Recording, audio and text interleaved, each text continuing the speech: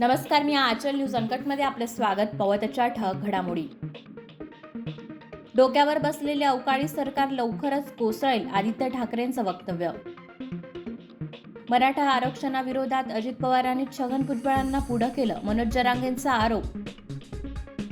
खासदार डॉक्टर श्रीकांत शिंदे यांना यंदाचा संसद रत्न पुरस्कार, 17व्या लोकसभेतील कामगिरीबद्दल गौरव. अयोध्येतील रामलल्ला, येवल्यातील कापसे पैठणीकडून वस्त्रे व शेला आणि पूजेसाठी 250 किलो तूप आणि दिवे पण पाठवणार.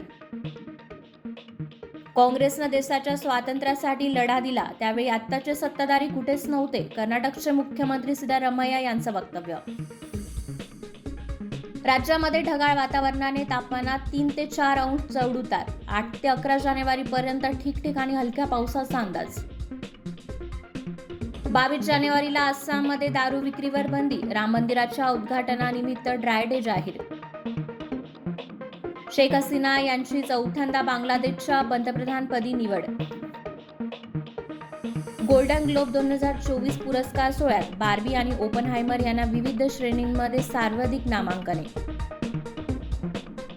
आणि अफगाणिस्तान विरुद्धच्या T20 मालिकेसाठी भारतीय संघ जाहीर. रोहित, विराटचं पुनरागमन. धन्यवाद.